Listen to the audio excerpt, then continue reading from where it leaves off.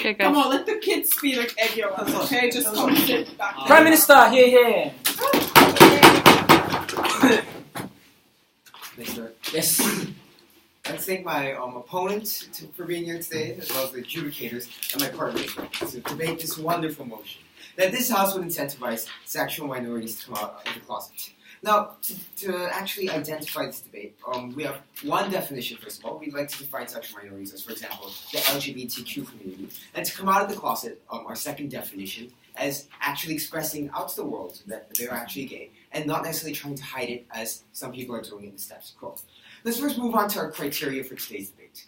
We think that the team that takes this debate home should be the one that first shows the betterment for society. Which side actually has their policy or stance that is better for society in general, and two, also, which side is better in terms of generality for the LGBTQ community as well, which side actually fulfills their rights and the desires they have. We believe that today, clearly, it'll be the side government that will be taking this debate home for these following three reasons, under the philosophy that we believe that the side that takes this debate home once again should be one that is for the individual right to be oneself and to be acknowledged as an individual. Let's move on to first the three arguments.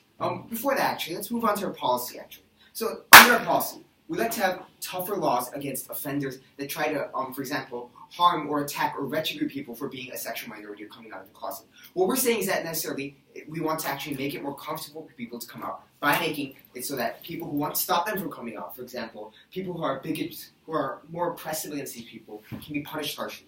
What we believe this will do will be that this helps make them feel much safer because we strengthen restrictions or regulations against those that are more likely to convince them not to come out. Now that our policy is out of the way, let's move on to our three arguments. First, one, that it's important for them to come out and show that they're big in numbers, and two, that it's important that we show the LGBTQ community that there's nothing that should be holding them back. Clarification, sir. No, thank you. My third partner will present our third argument, but without further ado, let's move on to the first one. We think that it's important in this case, that the status quo especially, where people don't accept or are aware that the LGBTQ community is in a story from another country, city, or another neighborhood, to realize that this community is actually larger and not so far away or foreign as it seems. We think that this is the first step to actually people acknowledging that the LGBTQ community is not only as equal to us, but also important in society because they're large in numbers and also important citizens in our society as well. We'd like to see an example, for example, Sir. our very Korean government actually fails to acknowledge the fact that there's a homosexual community in Korea, for example. We felt that such kind of irresponsibility, as well as us in other nations, for example, while we don't necessarily directly oppress this community, we don't understand how many LGBTQ people there are. And we believe that it's important, the first step for us to actually treat them fairly and treat them equally as other people, regardless of their sexual preferences, is to actually realize that this is a real community. It's not a story from America or other countries where we hear stories about this all the time, but also a story from South Korea or from wherever we come from. We think it's important that we actually acknowledge that this community exists, and to do that we see that we have to actually request these people to come out in larger numbers. For that, yes? Your policy is basically disincentivizing homophobia, which is already status quo. So how do you change the problems within status quo and actually incentivize people to come out of the closet? First of all, the status quo, we're not necessarily incentivizing people as much. We're not doing anything special. For example, if you kill a homosexual man or kill a normal person, there's no difference. What we want to do is that we want to incentivize it so that there's more protection for people who are more in danger in this case, like the LGBTQ community. What we're doing is that we're making it safer for them in this case, instead of necessarily making it, as you stated, the same as the status quo. That's what we want to make different. That these people have a certain special treatment because of their certain, say, unfairness in society, that they're being treated unfairly. That's what we want to do in our policy. Let's go back to the argument. So what we think is that for them to be taken seriously, it's important they come out. Why? Because we see that once they come out in larger numbers, and society realizes they're a large part of our community, and that they're in fact real, and that they're a considerable part of our society, it helps us realize that yes, this is a problem that society actually has to deal with. The fact that this community exists, and it's not right for us to oppress them just because of their preferences or choices. And we see that by coming out in large numbers, and this becomes the norm in this case, we see that it'll be much easier for people to realize, hey, it's not necessarily, right to discriminate these people. We see that people will realize that if this is the norm in this case, that it helps them reduce discrimination against them, because we see that it will be something that we're more used to in real life. After all, the main reason that people are opposed against homosexuals or the LGBTQ community is because we see that they're strange, they're different. It's the kind of thing that we believe we have a phobia against. We believe that to get rid of this, we need to first be accustomed to this community and to realize that they are large in numbers, that they are actually part of our community, and that we have to accept them. And we see that therefore coming out is important because it helps us behold them in a serious manner, and therefore the first step to be holding equality between the LGBTQ community and the rest of society. On to the second argument. We believe that this helps the LGBTQ community understand that there should be nothing holding them back from coming out and showing their identity as whoever they are. In status quo, we said people don't come out out of a fear of retribution or being taken less seriously by their friends, their community, their family, and other people that they are correlated with. We see that our policy solves this. Why? Because by making it more safe for these people to come out in this case, by making it more highly punishable for those that attack them, for example, we see that our policy helps them understand that it's actually okay for you to come out. We see that it helps them understand that regardless of their sexual preferences, if you can tell the world about it, there's nothing that should be holding you back or someone that should be attacking you for your own beliefs, whoever you are as a person or your identity. And we see that now our policy helps them acknowledge their existence and their importance in real life. Second part, we also see that it helps us understand and helps them feel comfortable in coming out because we see that we deter those who aggravate the LGBTQ community. We see that once we see these people are actually feeling safe about coming out because those that attack them are now simply treated less treated in a more harsher way, therefore less likely to commit those crimes in a deterrence fashion. We think that would be much easier for them to come out, that they would feel much more comfortable about releasing identity as a person. We see that by stopping those who aggravate their state instead, in this case, we see that it helps them feel comfortable coming out because now you have much more freedom in being who you are because those that aggravate you are less of a threat now. We see that by our policy, we help the LGBTQ community understand that nothing should hold them back like it should. And in this case, we see that by our policy, not only have we shown that it's important to come out, but we've also shown the LGBTQ community that it's also okay to come out. So let's move on to why it's important for these LGBTQ communities to come out. We see that it's important for them to come out because, once again, as I told you, it's the first step for equality. We believe that it's important that we treat each citizen fairly regardless of their sexual preference. And for this to happen, we have to first acknowledge that they're there and help them feel much more comfortable with releasing their identity. Once we do that, society can actually transition and take the step. And we think that society is definitely ready for this. The only thing that stands in our way is to realize that this is not only this community something to appreciate, but also understand that it's there and something that we have to treat in a fair way. We believe that we definitely took home this day because of one, our criteria. Number one, we've clearly proved to you which is better for society by having more equality among people, and two, which is better for the LGBTQ community to be taken seriously and to be held equally compared to other people. Because of these reasons, we believe that side government will be the one to take states big. Thank you for listening. Speaker for 7 minutes and 14 seconds. Can I borrow somebody's timer? Yeah, sure. For Sorry. At least you have friends who borrowed your timer. Actually, no. Sorry. You should realize that this is all getting recorded. Yeah. But no pressure. I thank the speaker for his speech. Opening up opposition's case. Leader of opposition here.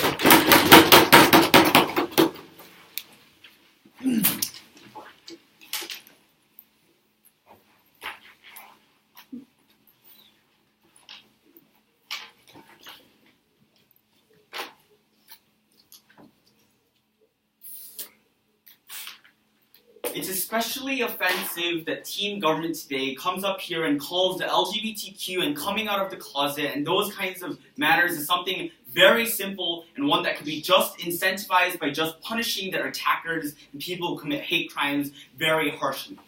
We today tell you on Team Opposition that the majority of cases in which LGBTQ communities and those people within those communities don't come out of the closet is not because they're afraid that the next time they walk down an alley they're going to be attacked and killed. We tell you that in the vast majority of cases, the people in LGBTQ communities are not willing to come out of the closet because of a simple reason. Because there exists a social stigma within the community and even within their own families. When we consider the fact that the number one cause of teen homelessness in the United States of America is not because of, for example, the parent not being able to provide for a child, but because they're kicked out, they're middle-class children who are kicked out because their families are extremely Catholic people who refuse to admit that their children are gay. We think that in those cases, it clearly shows how their incentive, which is, number one, not a positive incentive, as this motion would which the spirit of the motion likes, but more importantly, they're the ones who make sure that there are negative incentives in place that make sure that, for example, it's not going to solve the problem in the first place. So in that case, their policy is flawed from the very onset. So moving on to their main arguments in today's debate, they told you two arguments. First of all, on why it's going to be important to show the LGBT community they have supporters and why the LGBTQ community should come out, and secondly on why it's going to show that the LGBTQ community has nothing to hold back. So first of all, on why it's going to be on their point that it's going to be important for the LGBT community to come out in mass droves to show that it's actually a normal thing. We think that in the majority of cases, and even in today's society, the trend is already for the people to become more accepting of the gay community and coming out of the closet, especially as we already see, for example, in the United States of America, in states like Washington. In states like Washington, where we see gay marriage already being legalized because the population of the United States already understands this, we don't think that government enforcing a top-down draconian policy is going to have any impact other than to increase backlash, as I'm going to go on to talk about in my second argument. But furthermore, when they're the ones who are going to restrict this kind of hate speech, when they're the ones who are going to have these draconian laws against people who attack these gay people, we think that in the majority of these cases, it's actually going to be counterproductive. Why? Because when the people who have this kind of hate speech are able to, for example, give this kind of hate speech, we think that it exposes the people for what the kind of farce they are. When we see, for example, the KKK in the 1960s or during the civil rights movement, we see that the reason the KKK is so low in number right now, the reason they have such little power is not because the government said, hey, KKK, I'm going to prosecute you the next time you do any hate crimes or if you do any hate speech. The reason for this was because they were exposed to the kind of farce that they were. Why is that not so? Yes, sir. During the time that the KKK existed, it was certainly not perceived as something that was silly, and it killed millions and millions of lives. Yes, sir, that is true. But as the public opinion changed, as it is right now, and as the media actually exposed the KKK for what it was, then economists say that was the primary reason the KKK fell. It wasn't because the government said that, every KKK member is going to be going to jail. It's simply because of the fact that the media went and investigated on the KKK and found out certain facts and just exposed the KKK for what it was, such as, for example, exposing their immoral practices, like, for example, just their silly outfits and their stupid hierarchy that really existed just for the sake of show. We think that in the majority of cases when the government actually does certain actions, like we saw in Brown v. Board of Education, that there were mass crimes afterwards, that children literally had to be released from school early because of the threat of attack. We think in those cases, those negative incentives only create backlash toward the gay community. But secondly, they tell us that these gays have nothing to hold back, which is ridiculous, because in fact, the government is often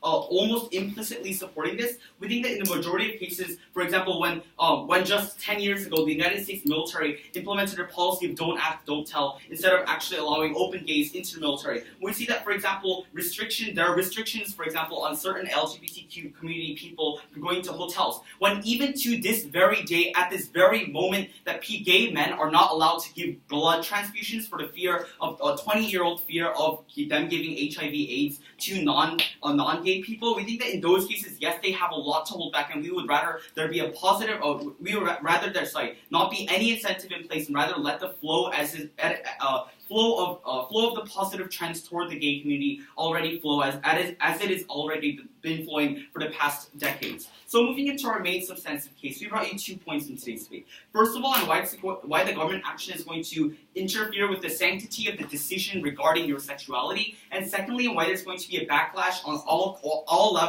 levels of demographics, conservatives, moderates, and liberals combined. So first of all, on why it's going to interfere with the sanctity of the decisions.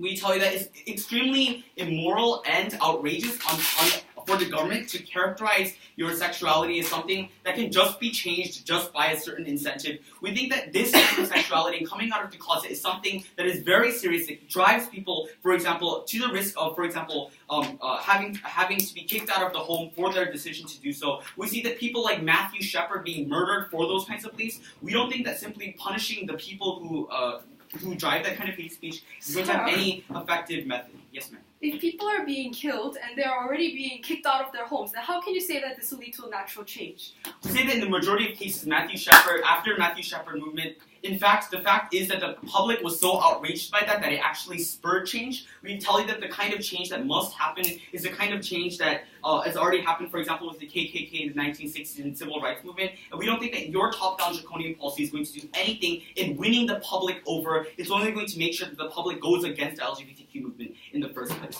But secondly, we tell you that it's going to cause kind of social backlashes on a more on differing levels. But the fact is that when a government tries to impose their own top-down draconian policy, the fact is that it's an extremely harmful thing. Because this debate, ladies and gentlemen, is a destination from a journey debate. Ladies and gentlemen, we all want equality for gays. The question just is that how we are going to get to that level, and the level and the way we are going to get there, and the path that we're going to get there is simply not feasible on team government today. Because the fact is that when conservatives are, for example, attacked for their own beliefs and for their own political, religious beliefs against the gays, and when they're the ones who are being prosecuted very harshly under an ambiguous and uncertain standard under their side, they're the ones who have nothing to lose and will continue to rail against gays. On the other hand, we see that liberals and moderates will also be turned off by the government draconian policies, as we already saw, for example, in the 1960s. And for those reasons, we don't think that their journey to that destination of equality will ever work. Thank you.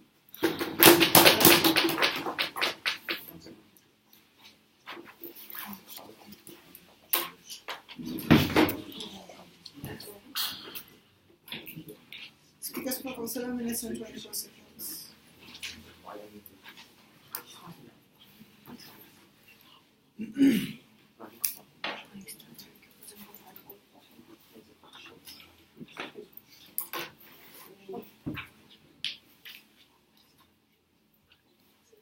Thank the speaker for his speech. Continuing opening government's case, Deputy Prime Minister, here.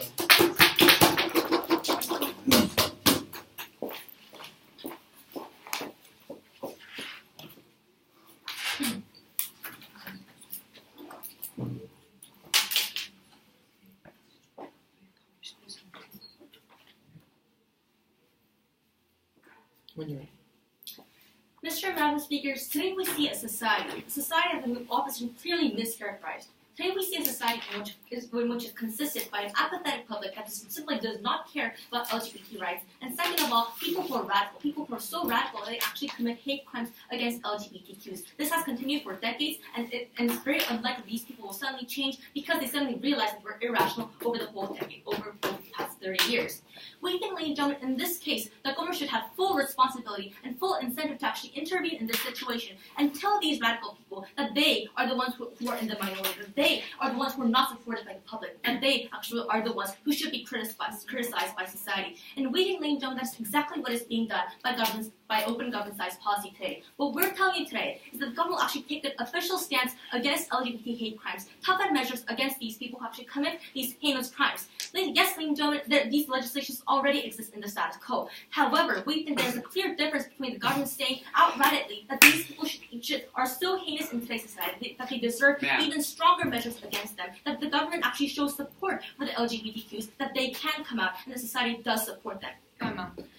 Now, before we move on to rebuilding and rebutting cases, I first have to make clear LGBTQs do want to come out. It's not as if they simply can't come out. It's because they do want to come out. But simply in the society, the reason they do not come out is because they are afraid. They are afraid of what will happen to them. They are afraid that people might kill them. People might come into their houses. People might actually terrorize their families. This is what they're afraid of. That is why they cannot come out. And we think, ladies and gentlemen, if this is the case, if this is a problem caused by a few radical few, then the government does have the responsibility to restrict the actions of these radical people. Now let's move on to rebuilding what they actually talked about our case today. Now, first of all, our first argument regarding about how these people have to prove their existence, but how these people have to prove that they are the majority, they are the people who are actually receiving the majority support. Now, they simply told us today that the trend is becoming more lenient for LGBT people, and the policy will only cause backlashes. Now, first of all, they clearly do not understand the fact that we're not talking about the majority of the public. We're not talking about the people who are uninterested in LGBTQ. We're talking about the few people who has detrimental power to actually influence the lives of the LGBTQ, and we're talking about the radical people. We're not obviously, we see the stats. We see the status quo. The percentage of hate crimes itself that has not increased over the past years. Now, second of all, they simply talk about how we can lower the number of people who actually support these radical people by utilizing the media, and we clearly see in the status quo that a lot of newspapers like the New York Times or the New Yorker or the CNN or the BBC, they all talk about how we should support LGBTQ rights, but it's not working. It's not actually convincing the people who are so radical against the LGBTQ. So that's why the government has to come with punitive measures to actually say that these people should be put into jail and they deserve like 20 or 30 years in prison. That is exactly what the government should be actually doing. So it's necessary to confront people who actually think that they're the majority, because obviously there are societies in which LGBTQs are considered as the minority. There are societies in which the churches or the religious parties actually do not even acknowledge the existence of the LGBTQ. They ignore their existence. And we think in these cases that LGBTQ should actually come out and say that they do exist, that there's a clear problem in today's society. So let's move on to rebutting their case. So the first argument regarding interfering with people's decision on sexuality. Ladies and gentlemen, this is a clear mischaracterization of what LGBTQ people actually want. These people want the government to protect them. These people want to actually talk about their sexuality. They simply cannot because of the social pressures. They simply cannot because of people who might terrorize them. And that is why the government should take place. Now, second of all, their second argument regarding the conservative people who are backlashing. Ladies and gentlemen, the Conservative Party is also a political party. The Conservative Party is also a group, of people who actually want people's votes. And if people do not support them, they obviously lose popularity. Yes, sir. In the 1980s, support for gay marriage was 20-70. Now it's 53-47. How is that not a positive trend? Ladies and gentlemen, we think that the number between 70 and 50 is obviously the change between the apathetic public to the people who actually do care a little bit about the gay people's rights. We're not talking about this 20%. We're talking about the people who still remain in the 50%. People, despite 30 years of media exposure, despite 30 years of convincing that LGBTQ are equal people to you, they simply have not changed at all, this 50%. And we think that simply talking about LGBTQ will not solve the measures, will not solve the radicalness of this 50%. Madam. And that is why punitive measures should come into place, as I've repeated throughout my whole case. Now let's continue what I was talking about. The Conservative Party is also a political party, and if the government itself shows a clear stance against this kind of Conservative Party's ideologies, we can also clearly see that the Conservative Party will lose popularity and therefore lose elections, and obviously will be detrimental to their own political career. Now, compare that to what they actually, one-liner analysis of what they told you about the neutral people, the people who actually don't care. They simply said that they'll be turned off by the government actually thinking that government taking active policies for LGBT people. And we think this is absolutely absurd. Why? Because as they've already stated today as they also stated in their percentages, they talked about how the apathetic public are changing, and we do agree to that. So the apathetic public are also acknowledging that the LGBTQ people are actually equal human beings, and we think that for these people, they actually do acknowledge the fact that LGBTQ people are human. And for these people, ladies and gentlemen, it's very unlikely that the governmental policies towards LGBT people will actually turn them off. So for these reasons, we're proud to oppose. Let's move on to our third argument regarding benefits to self-identification. So obviously, ladies and gentlemen, the reason that the LGBTQ people are in doubt is because the government does not show a strong stance for these people. So for the LGBT people to come out of hiding, they're actually talking about how they're accepting their own selves as they are. The belief that they actually the belief that they're actual equal human beings and they have nothing to be ashamed of, but how they are full rights to be respected equally as human beings. And we think, ladies and gentlemen, that this recognition symbolizes a massive increase of self-identity. And why is this important? Obviously, because in the status quo, many LGBTQ people are actually sexually confused. Because on the one hand, they actually have their instinctual tug towards the same sex, while on the other hand, society says that being LGBT is a wrong thing. That some people actually attack them for their own sexuality. And we think, that this two different responses towards the sexuality actually tugs them apart. So in this case, for the government to right outwardly say that these people are equal human beings actually symbolizes for them that they are actually acknowledged, and they actually have a full right to say that one side is stronger than the other side, and therefore able to take strong stance on their identity. Lack of clear identity leads to a lack of conviction in their own arguments for their own people, their own arguments and convincing the other public that they actually deserve equal respect. And we can in this situation, when the LGBT themselves are not fully convinced for their own sides, it's very difficult to convince the public. So for these reasons, because the LGBT people should have the right to actually talk about their own selves in a liberal way, we are proud to oppose. Thank you. Speaker spoke for 7 minutes and 25 seconds.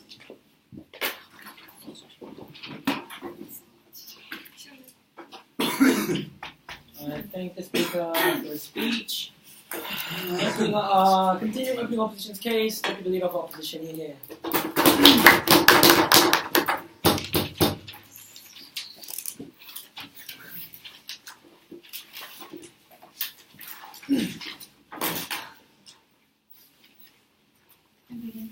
Yes. Okay, so today we heard some grand ideas coming from side government. But at the end of their opening side, we basically had one question. What will their policy actually do? Because as our opening speaker has mentioned for side opposition, we see that there exactly is no difference from the status quo, where people are actually trying to have an organic change, trying to implement new policies to welcome these LGBTQ people. We believe that even though the second speaker of opening government tried to give us a distinguishment between how their policy is clearly different, we still see that there is no difference. Because the introducing of legislation is same in the aspects of how their policy corresponds to how the status quo is actually moving and actually how their attitudes are changing toward these sexual minorities. So at the end, if they really want to win this case, at least if the closing government wants to win this case, we believe that they have to provide a logical link of how a sudden enforcement of harsher laws will suddenly motivate these people to come out naturally, and how this coming out naturally will actually get rid of the social stigmatization that still exists in the status quo. However, today you'll see in the opposition bench of how we rather not only had a theoretical understanding of how these LGBTQ and sexually minority psychology works, but also empirically what kind of situation these people are suffering from the status quo, and what entity we exactly have to attack in order to solve the problem that they possibly state that exists in the status quo. Now, before I move on to my substantive, let's first examine what side opposition government has brought up in this debate today. Now, let's first examine the policy that they gave in this debate today, which is basically to enforce harsher punishments. But again, we want to emphasize the fact that their policy is not really much different from the status quo. Because as the first speaker from our opening opposition told you, we're actually introducing laws where we're legalizing gay marriage, where we're actually giving more social opportunities to people in workplaces or at schools, or even where we're actually trying to change the cultural atmosphere that is surrounding these sexual minorities. And we believe that organic change in this case is actually occurring in the status quo. We're not saying that no negative perspectives towards sexual minorities exist in the status quo. We're simply saying that the society is changing on its own. And in this case, we believe that it's very highly unnecessary that we have a government intervention to actually try to get rid of this organic change and promote towards a rather very radical and very sudden change, which we believe is, first of all, very harmful to sudden change itself, because first of all, people just can't adapt to quick changes. We believe that rather organic change in this case is much more healthier for the atmosphere, because people gradually get to adapt to how homosexuality itself is an okay concept, and how people are just can be biologically or either non-biologically have a certain sexuality that is not straight. So in this case, we believe that the policy that they're trying to suggest today doesn't really make these people comfortable with homosexuals, but rather creates this kind of atmosphere where they're rather triggering more social stigmatization, furthermore making the sexual minorities more uncomfortable. Yes, ma'am? We're talking about radical people who haven't changed their views for the past 30 years. How exactly are we going to convince them without... Well, we believe that as the examples that our first speaker of opposition has gave you, some radical people are still changing during the 30 years of history. We believe that since we have heard certain successful instances in the past where these radical people actually gradually changed their perspectives toward proposing LGBTQ sexual minorities, we believe that rather having a sudden government intervention, trying to interrupt them in some case, or trying to impose a rather negative impression among these radical people, it's much more better to just have time to gradually change so that society can altogether adapt slowly and very gradually. Now, moving on to my second refutation to the opposition, to the government case. We believe that their policy and their whole stance today is targeting the wrong audience. Because the reason why such negative stereotypes or certain perspectives got formed in the first place was in fact because of the radical people that exist in the society who look at these sexual minorities in a very unjustifiable way. But we believe that the policy that they're trying to suggest today is rather forcing these homosexual people to come out of the closet. Now, they say that it's a freedom of choice. They can come out or not. But even if it's a freedom of choice, we see that still there is, and even if the logic that I just presented does not stand, we believe that the policy that they're trying to propose today is the same as the status quo. If we're just going to simply leave it as one freedom or not to come out of the closet, we're not. So we believe again that their stance in this case, and the policy does not stand legitimate. Now, my last refutation would be about the religious institutions that exist in the status quo. Well, they talk about religious institutions. We would like to talk about religious institutions too. Now, the convictions that these institutions have is very firm and very direct, which means that it's rather very hard to change. Which means that even if this policy actually guarantees effect and actually helps the society to gradually change some way, it will still be hard to persuade these religious institutions to actually change their cultural